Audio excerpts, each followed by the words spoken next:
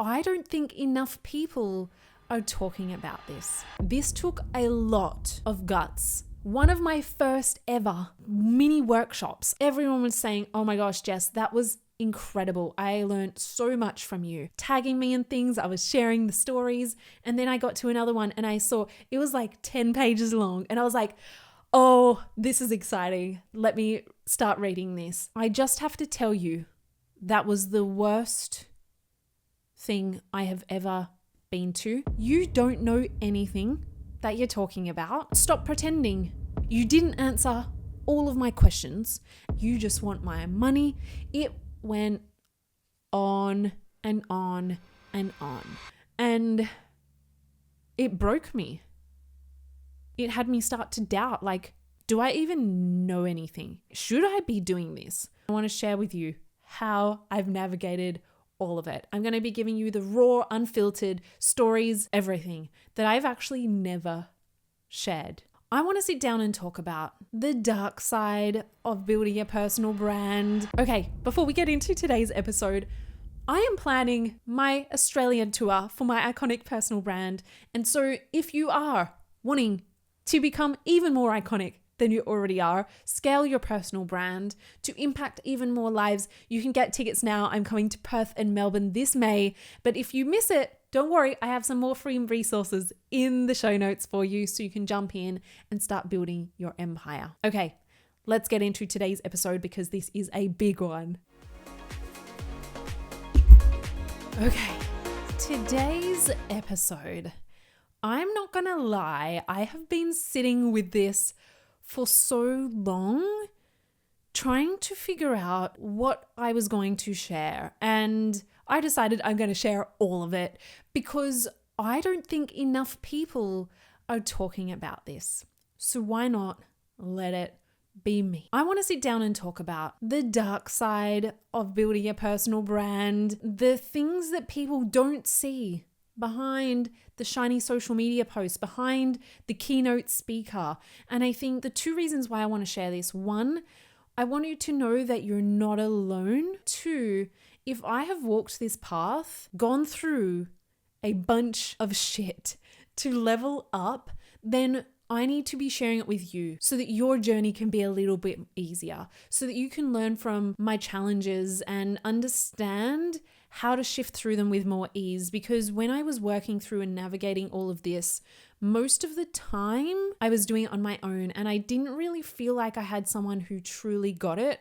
But let me tell you, building a personal brand is not just a personal development journey. It is one hell of a journey.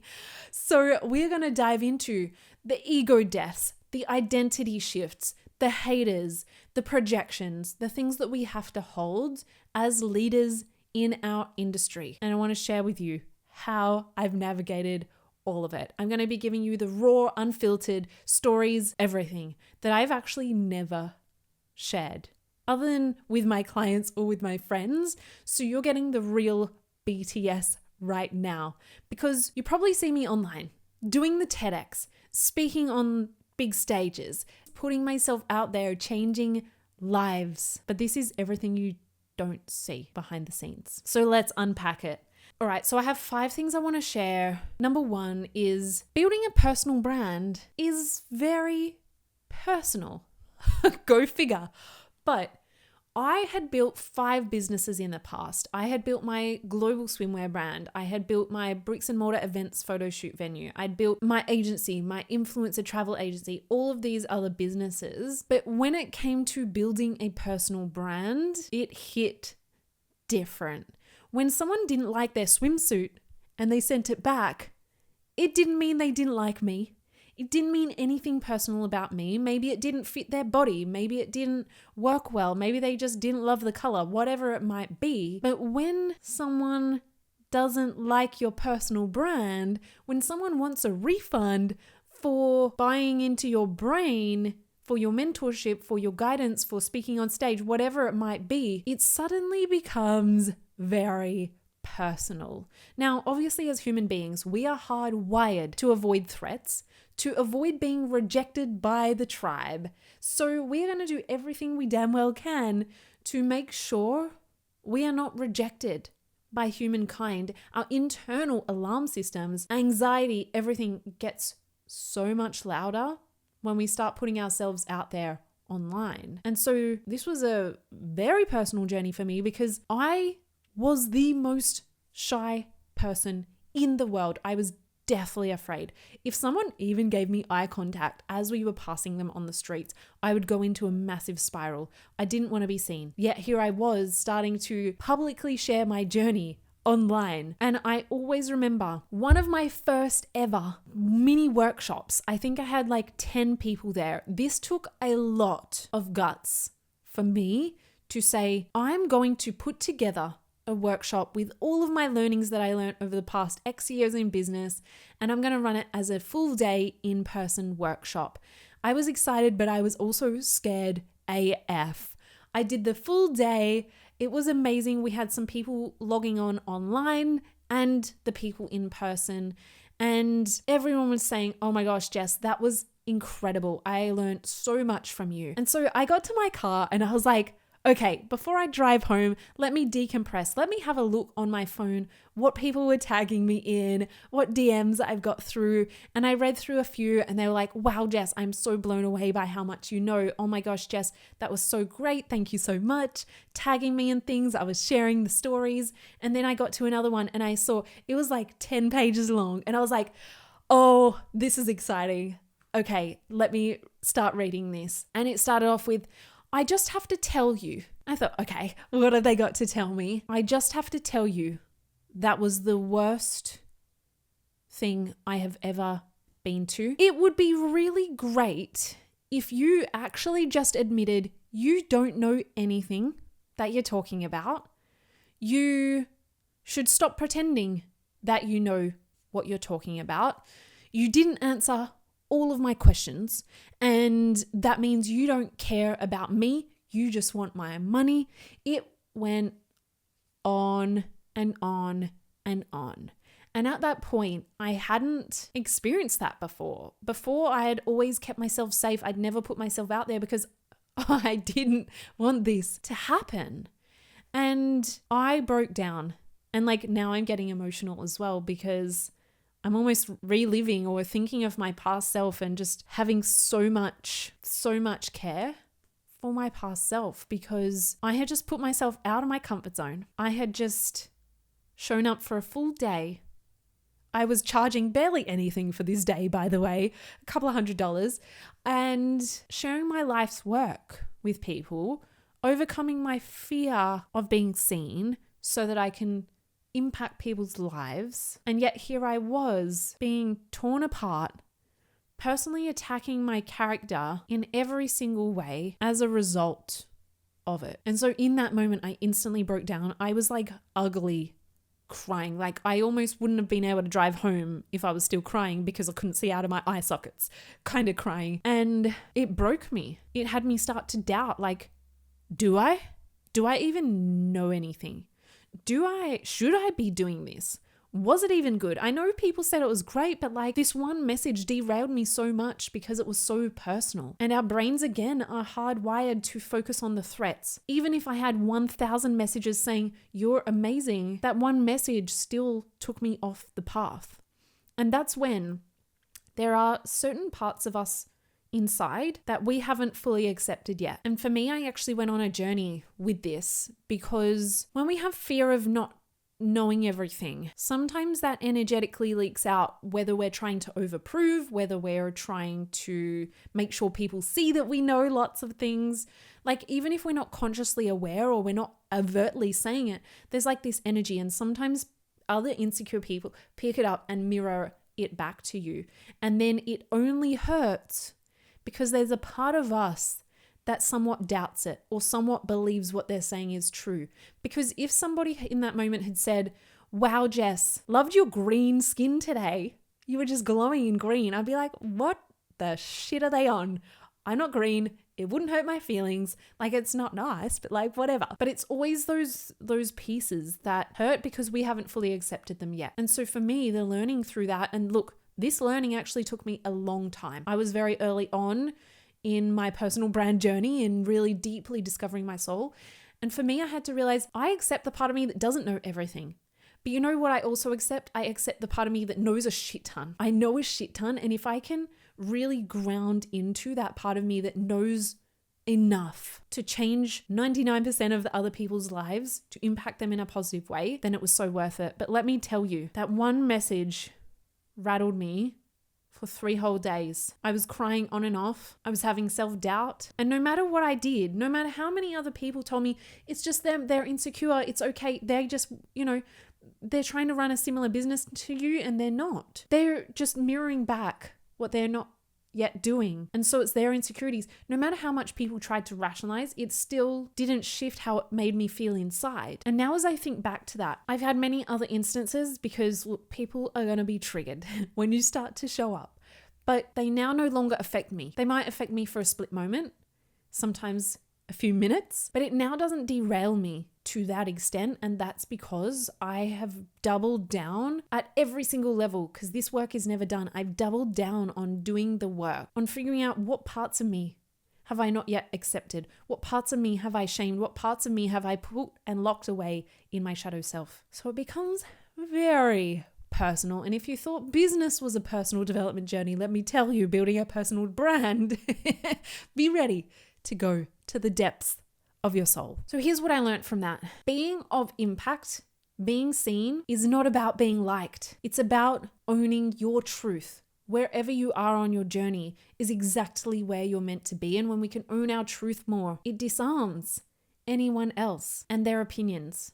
And it allows you to show up more boldly, to impact the people who are ready for your magic. So do it for them. And it makes it so worth it to go through the challenges that come with it. So number 2 is the identity deaths that we have to go through to step even deeper into our personal brand. They never stop, by the way, because it's like in 6 months' time, you've now become your future self. That's now your baseline. And then you see a whole new level of possibility of stepping out of your comfort zone again, of evolving, of growing at every new level. And so it's like as you grow and evolve, as you own who you are more, there's a level of identity death around who you used to be. The past self who actually created all the success that you have that you're living right now, you have to let go of them, which is so hard. And it feels like a level of grief. It feels like a level of loss on who you were, especially when you start getting to the higher levels of success, because that version of you is what is safe. That version of you created all this success. It's easy to let go of the past version of you that's toxic, that's failing, that's broke, that's whatever. But when you start to build even more success, it's even harder to let go because that is your safety blanket. Your brain loves predictability. It wants to hold on to who you are, how you operate, your beliefs, your ego, your operating systems, so that it can feel safe, so that it can predict the future. But I know the future where you're going is not predictable because no one's walked that path before and you haven't walked it either. And so it really takes a massive level of self-awareness to say, I've actually outgrown that past version of me, the people pleaser, the nice girl, because people pleasing and being the nice girl were keeping me safe. They were making sure I was liked, that no one hated me. And again, we are hardwired. We need to be liked, otherwise we die. If we think back to caveman eras, right? If we were rejected by the tribe, we would die. So our body, our mind is hardwired to make sure we are liked. It becomes very difficult then to bring conscious awareness to, where am I still seeking being liked? Where am I playing out old behaviors? Where am I still holding on to old beliefs that are keeping me safe? For me, one of the biggest realizations around my shift in identity to deepen my truth, to deepen who I am here as and who I'm here to show up as, was realizing that I had the deepest fear around being seen as arrogant. And like, who wants to be labeled or seen as arrogant? No one, right? It's not a good trait. We've been taught that anyone who's arrogant is not a good person. And so for me, I didn't even realize this was playing out. And how it was playing out for me was anytime I did something amazing, I would downplay it. I would pretend I didn't do that good. I would want the limelight off me so quickly. I didn't want to talk about myself because if you talk about yourself too much, you must be arrogant. And so that played out for me in my relationships, in my business, in how I showed up online. And it wasn't until I started to get inquisitive and started to look deeper into the shadows, the identities that I was holding on to that were keeping me safe, that I could actually shift out of them. And so I'd encourage you to start to think about who is the version of you, good and bad pieces, that got you to where you are. And sometimes it means letting go of good traits to actually allow yourself to step deeper into your truth. Because now I'm all about owning the obnoxious success. You know, if you've been around, I'm like, let's freaking brag about it, because I healed the part of me. There's no way in hell I would be bragging about my success. I would be telling others to brag about it. I wouldn't be making that my mission in life if I was still afraid to be arrogant. And so when we can heal and discover these parts of us, these shadow sides of us, that often becomes the biggest part of your mission, of your message. A lot of business owners that I speak to around like, what is your personal brand? What do you want to be known for? Quite often it's either surface level or it's like they don't know. They don't know what they want to be known for. But when you start to heal these parts of you, they actually become your biggest purpose. It's exactly what I did my whole entire TEDx, my legacy message around, was healing that part of me and getting to share that journey with others as well. So don't be afraid of the ego deaths. Don't be afraid of letting go of the version of you who is wildly successful, because there's a whole new version of you waiting. But first you have to let go. But we never want to let go until we've got guarantee or we've got evidence that the next level is definitely coming, right? But this takes the biggest level of blind faith and leaping anyway. Number 3, haters. We know haters are going to come. We know the judgment is going to come. But let me tell you, it doesn't feel any better when it does come. But what we can do is build our resilience to hold it. I actually worked with a lot of my clients on almost rewiring their brain to enjoy the hate. I think TikTokers understand this really, really well. The more hate they get, the more love they get. Because people start fighting in the comments, and the more people advocate for you, the more depth, the more committed they are to you. And so it's actually key if you want to build an absolute cult mass following. However, while you're on your journey to building up to that, we have to get comfortable with holding the haters and how loudly they want to speak as well. Now, here's the thing. When you're building a personal brand, haters don't just hurt because it's personal. It hurts on a whole new level because you're the one getting out of your comfort zone. You're the one trying to help and impact people's lives through your mission, through your message. You're the one doing the things that most others won't. And someone wants to tear you down because of it, because you care, because you're on a mission, because you put your ego aside and said, I'm going to do what it takes to change people's lives. It hurts a whole lot more when you're someone on a mission. And so that one message at my workshop, that wasn't the only time, let me tell you. And people are often shocked to hear that I've had hate messages. So it wasn't just the workshop. I've had quite a few instances, and I know there are going to be many, many more as they become more and more visible. But I remember another time when right before I was launching my mindset program, teaching others how to level up their mindset, build their resilience, I had a quite high profile person decide to write an entire social media post about me, blast it to their networks. And then not only that, now they didn't name me in the post, but people knew it was me, where people started sending it to me, where in all the comments, other people were like, I know exactly who you're talking about. I agree. Jumping on the bandwagon, the comments went on and on and on. I actually stopped reading them because I read about 3 and I was like, nope, this is not going to be okay. I then had to remove that. I said, please, nobody send this to me again because I do not need to see it. It's irrelevant to me. But let me tell you, it hurt. In my brain said, I don't care. But what I noticed instantly, my chest was red. I got that pale girl problems, right? Our chest says everything. If I get up on stage, even when I'm not nervous, my body says you are in danger. And so even if I drink a glass of wine, let's be real, my chest goes red. So, but my whole chest went red. My body said, you are not okay. You are not safe right now. And this was the first time someone had ever written a public announcement about me. And so the post said, she doesn't care. She just cares about money. She must not care about her clients. Like all of these things, again, very personally attacking me. And for me, I pride myself. I care a lot. Sometimes maybe too much, but I care a shit ton. Like no one out there is actively like, let me get as much money as I can. Like everyone is just surviving and trying to serve the best way they know how, right? And so that really hurt because again, it was a personal attack on my integrity, on who I am, on how I lead myself, on their lives I'm impacting. I'm literally doing this, getting out of my comfort zone, doing the hard things. And instantly my inner voice said, don't launch the mindset program. Let's just not post on social media for a couple of weeks so I can feel calm again, so I can protect my mental health, so I can relax, so I can feel safe.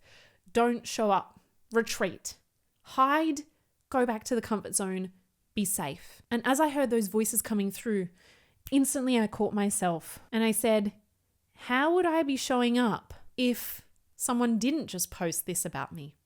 How would I feel internally? Would I feel grounded or would I feel deathly afraid of saying anything on social media? I would feel grounded. I would show up. I would sell because I'm not here to serve those people who choose to misunderstand me. The key word being choose, because the reality is, as you build your personal brand, as you become more bold, as you share your opinions, not everyone's going to agree with you. And sometimes people just choose to misunderstand you. Even if you have the most purest of intentions in the world, some people through their own lens will choose to misunderstand you. And those people, there is no convincing. And so as much as we want to go into defense mode, as much as we want to rebut, as much as we want to recover, like, of course I care and we want to put out a statement and we want to let them know, I care a lot. You misunderstood me. Let me explain it. We go into the people pleaser. We go into the nice girl. We go into the proving energy so that we can gain that external validation again, feel safe. Instead, we have to find the safety within ourselves, even when people misunderstand us. That is the key. And so even just recently, a couple of my clients came to me. One had people bad-mouthing her on social media. Another one had people bad-mouthing her behind the scenes and like crazy things going down. They came to me for advice and I said, as much as you want to save your name, rebut, explain to them, make sure they like you again, that's actually still just playing out the people pleaser, the nice girl. I have to be liked by everybody. And so instead, because if you go to try and argue with these people, they are dead set on their decision that they do not like you. They do not like what you're about or whatever they've decided. Nothing you say is going to change their mind. You're actually just going to hurt your wound even deeper. Your wound of wanting to be the nice girl is just going to get triggered even more.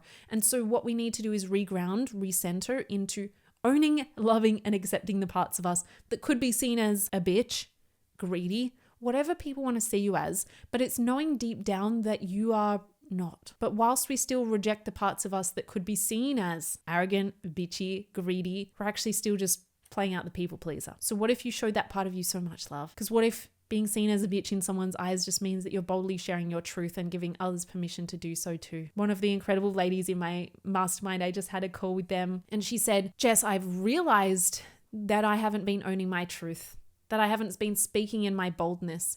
And I witnessed one of the other ladies showing up in her boldness, in her truth. And it's given me permission to do so too. And she had to go through her own ego deaths, her own inner journey, her own owning her truth, up leveling to be able to show up in her truth. But by her doing the inner work, she's now given the ripple effect to other people. And most of the time you won't even know the ripple effect you're making. You don't get messages from every single person who views your content every single day, right? And I wouldn't expect you to, and please don't try and solicit that because then you're looking for external validation. What if you just trusted and knew that people were seeing, feeling, and being impacted by your message anyway? Even when you don't get the likes, when you don't get the validation, when you don't get the messages, especially when you get the hate. What if you trusted and knew that your message, your leadership, even just you showing up was changing lives? That's how we can continue to ground into this personal brand journey, because let me tell you, it is not for the faint-hearted, but it is for the brave. And you don't have to be the most loud, extrovert in the world, because I certainly am not. You just have to be willing to be brave. So that's the haters. See you later. Thank you very much. Number 4 is the mirror effect, because your bravery will trigger people. The more boldly you show up, the more confidently you talk about what it is that you're here to do, the more you share behind the scenes, the more you own your power, the more you own your success, the more you talk about money, it's going to trigger people because it's going to shine a mirror on where they are not allowing themselves to play big enough. It's going to shine a mirror on where they feel insecure to speak their truth. It's going to shine a mirror on where they have not yet allow themselves to claim that level of success. It's going to trigger their people pleaser. But here's the thing. It's not your responsibility, nor do you have any control over how someone else feels about you. So you don't need to dim your light to make others feel more safe, more welcome. You need to show up boldly and turn that dial right up, because you're here to show up for the people who are ready to receive it. And those who choose to be triggered by your presence, by your boldness, by your success, by your story, by your mission, by your truth, that's their work to do. You actually have no control over whether they feel a certain way about you or not. And so rather than trying to control how someone else feels, what if instead you could remain grounded regardless how others react? Because when you know your truth and when you own your truth, you should remain the same always. But I get it. Like, I have had times where I've been posting and no response, right? No one's buying or no response comes through. And you think, maybe people don't like that. Let me change my message. Let me rewrite it. Let me, dim it down a little bit. Especially when you get hate, you're going to feel like you want to change your behavior. But it's really in those moments about doubling down on shining your light, because the people out there are ready to receive it. And number 5 is the ripple effect that makes it so worth it. The crying, the tears, the heartache, the wanting to run and hide. It is always so worth it when you realize how many people are being impacted, being cracked open, having breakthroughs, realizing their power within them just by witnessing you being in yours. And that is worth it 10 million times over, because for every message of hate or criticism that I have received, I have thousands. I have a file on my phone where I screenshot and save them. No joke, I had to empty the file because it got too full. My phone got too full. And it's remembering those moments. But often our brain doesn't choose to see those things. It chooses to see the threats. So remind yourself the ripple effect that you're making, even when you don't have people blowing up your DMs, even when you don't have 1 million likes, even when you don't go viral. It's about knowing and showing up for the people who are ready to receive your magic. Because I'm sure you have witnessed someone else showing up in their power. You've gone away, thought about something, processed something, felt differently as a result of it. But you haven't always messaged them to let them know. You might have even then gone on to tell friends about it. They then listen to it, or they then consume it. And they then get to be changed and broken through. And maybe they go tell someone else about their breakthrough. And then the ripple effect that you're having, you never know. But let me tell you, it is major. Just because you have chosen to be one of the brave ones to get out of your comfort zone and build something so much bigger than you. So the most bold, life-changing personal brands aren't built on going viral. They are built on the quiet moments. How you show up after getting a hate message.